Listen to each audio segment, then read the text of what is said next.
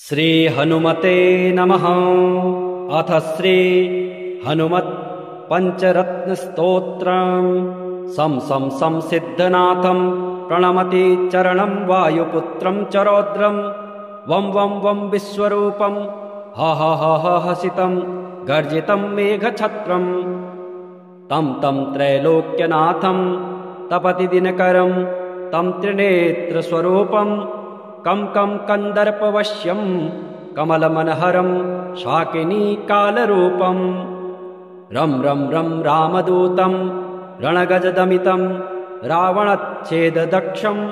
बं बालरूपं नतगिरिचरणं कम्पितं सूर्यबिम्बं। मं मन्त्रसिद्धिं कपिकुलतिलकं मर्दनं साकिनीनां। हुंकारबीजं हनति हनुमन्तं हन्यते शत्रुसैन्यं। दं दीर्घरूपं धरकरशिखरं पातितं मेघनादम्। ॐ उच्चाटितं वै सकलभूतलं योगिनी वृन्दरूपं।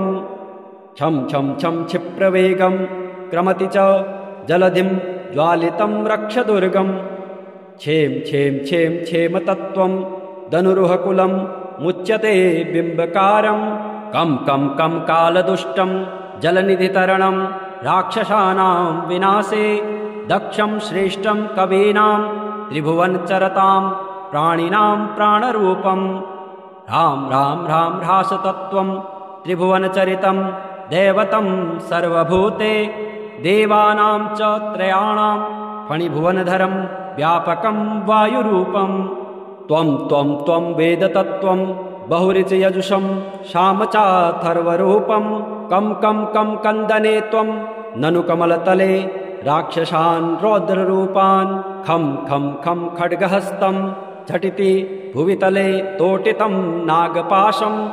ॐ ओङ्काररूपं त्रिभुवनपठितं वेदमन्त्राधिमन्त्रम्। सङ्ग्रामे शत्रुमध्ये जलनिधितरणे व्याघ्रसिंहे च सर्पे। राजद्वारे च मार्गे गिरिगुहविवरे चोषरे कन्दरे वा। भूतप्रेतादियुक्ते ग्रहगणविषये शाकिनी डाकिनीनां। देशे विस्फोटकानां ज्वरवमनशिरः पीडने नाशकस्त्वं। सं सिद्धनाथं प्रणमति चरणं वायुपुत्रं चरौद्रं। वं विश्वरूपं हसितं गर्जितं मेघछत्रं। तं त्रैलोक्यनाथं तपति दिनकरं तं त्रिनेत्रस्वरूपं। कं कन्दर्पवश्यं कमलमनहरं शाकिनी कालरूपं। रं रामदूतं रणगजदमितं रावणच्छेददक्षं। बं बालरूपं नतगिरिचरणं कम्पितं सूर्यबिम्बं। मं मन्त्रसिद्धिं कपिकुलतिलकं मर्दनं साकिनीनां। हुंकारबीजं हनति हनुमन्तं हन्यते शत्रुसैन्यं।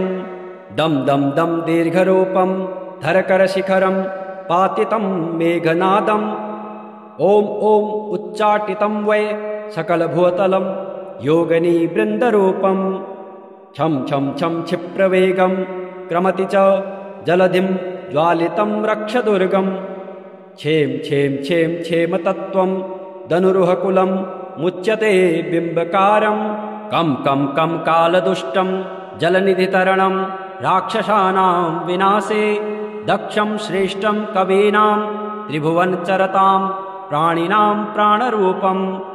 राम ह्रासतत्त्वं त्रिभुवनचरितं दैवतं सर्वभूते। देवानां च त्रयाणां फणिभुवनधरं व्यापकं वायुरूपं। त्वं वेदतत्त्वं बहुऋचयजुषं सामचाथर्वरूपं। कं कन्दने त्वं ननु कमलतले राक्षसान् रौद्ररूपान्। खं खड्गहस्तं झटिति भुवितले तोटितं नागपाशम्। ॐ ओङ्काररूपं त्रिभुवनपठितं वेदमन्त्राधिमन्त्रम्। सङ्ग्रामे शत्रुमध्ये जलनिधितरणे व्याघ्रसिंहे च सर्पे। राजद्वारे च मार्गे गिरिगुहविवरे चोषरे कन्दरे वा भूतप्रेतादियुक्ते ग्रहगणविषये शाकिनी डाकिनीनां देशे विस्फोटकानां ज्वरवमनशिरः पीडने नासकस्त्वम् सं सिद्धनाथं प्रणमति चरणं वायुपुत्रं च रौद्रं वं वं वं विश्वरूपं ह ह ह ह हसितं गर्जितं मेघछत्रम् तं त्रैलोक्यनाथं तपति दिनकरं तं त्रिनेत्रस्वरूपं कं कन्दर्पवश्यं कमलमनहरं शाकिनी कालरूपं रं रं रं रामदूतं रणगजदमितं रावणच्छेददक्षं बं बं बं बालरूपं नतगिरिचरणं कम्पितं सूर्यबिम्बं मं मं मं मन्त्रसिद्धिं कपिकुलतिलकं मर्दनं शाकिनीनां हुं हुं हुंकारबीजं हनति हनुमन्तं हन्यते शत्रुसैन्यं दं दं दं दीर्घरूपं धरकरशिखरं पातितं मेघनादं ॐ ॐ उच्चाटितं वै सकलभूतलं योगिनी वृन्दरूपं छं छं छं क्षिप्रवेगं क्रमति च जलधिं ज्वालितं रक्षदुर्गं क्षेम क्षेम क्षेम क्षेमतत्त्वं धनुरुहकुलं मुच्यते बिम्बकारं कं कालदुष्टं जलनिधितरणं राक्षसानां विनाशे दक्षं श्रेष्ठं कवीनां त्रिभुवनचरतां प्राणिनां प्राणरूपं राम राम राम ह्रासतत्त्वं त्रिभुवनचरितं दैवतं सर्वभूते देवानां च त्रयाणां फणिभुवनधरं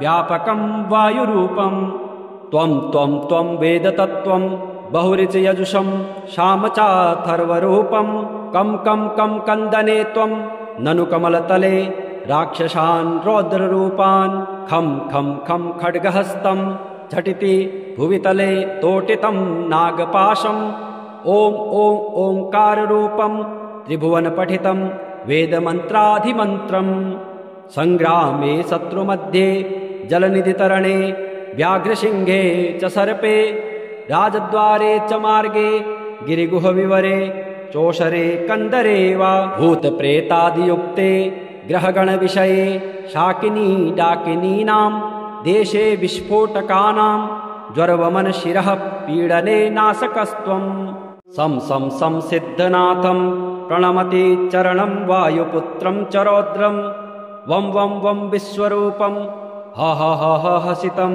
गर्जितं मेघछत्रं तं त्रैलोक्यनाथं तपति दिनकरं तं त्रिनेत्रस्वरूपं कं कन्दर्पवश्यं कमलमनहरं शाकिनी कालरूपं रं रं रं रामदूतं रणगजदमितं रावणच्छेददक्षं बं बं बं बालरूपं नतगिरिचरणं कम्पितं सूर्यबिम्बं मं मं मं मन्त्रसिद्धिं कपिकुलतिलकं मर्दनं शाकिनीनां हुं हुं हुंकारबीजं हनति हनुमन्तं हन्यते शत्रुसैन्यं दं दं दं दीर्घरूपं धरकरशिखरं पातितं मेघनादं ॐ ॐ उच्चाटितं वै सकलभूतलं योगिनी वृन्दरूपं छं छं छं क्षिप्रवेगं क्रमति च जलधिं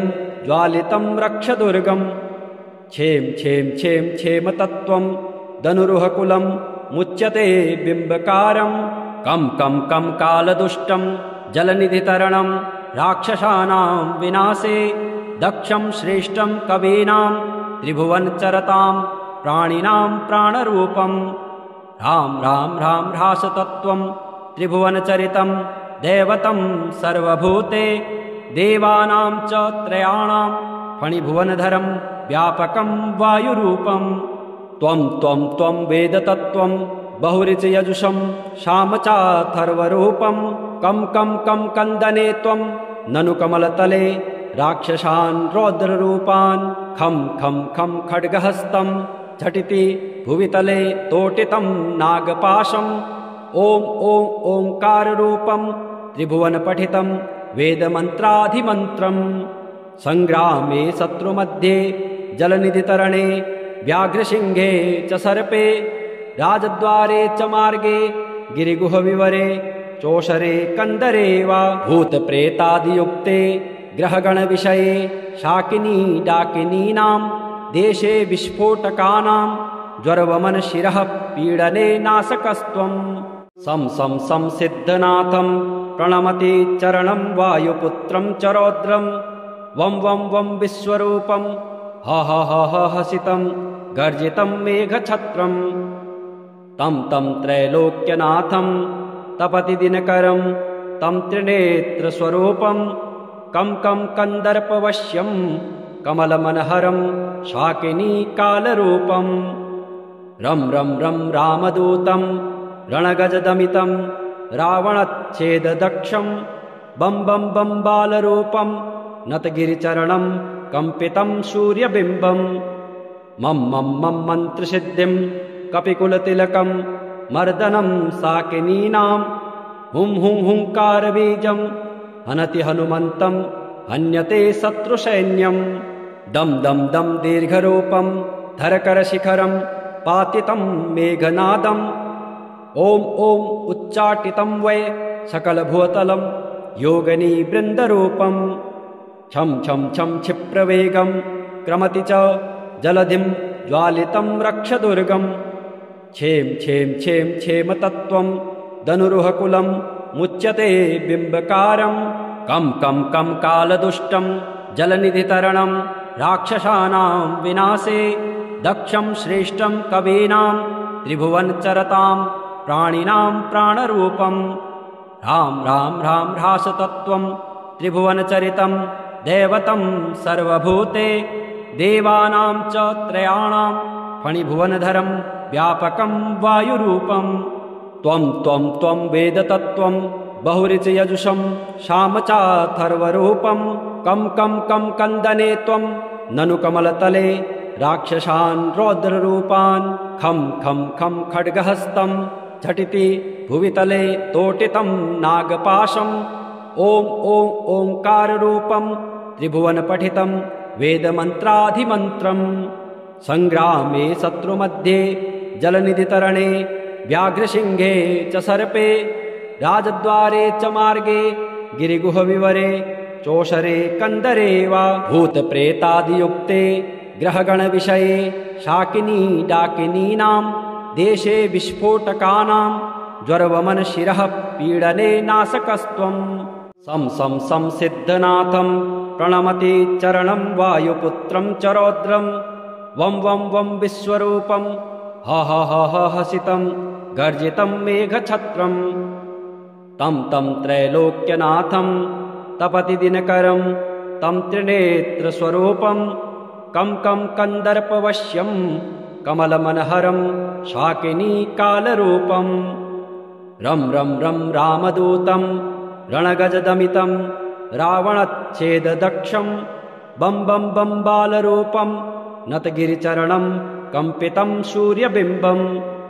मं मन्त्रसिद्धिं कपिकुलतिलकं मर्दनं शाकिनीनां हुंकारबीजं हनति हनुमन्तं हन्यते शत्रुसैन्यं दं दीर्घरूपं धरकरशिखरं पातितं मेघनादं ॐ उच्चाटितं वै सकलभूतलं योगिनीवृन्दरूपं छं क्षिप्रवेगं क्रमति च जलधिं ज्वालितं रक्षदुर्गं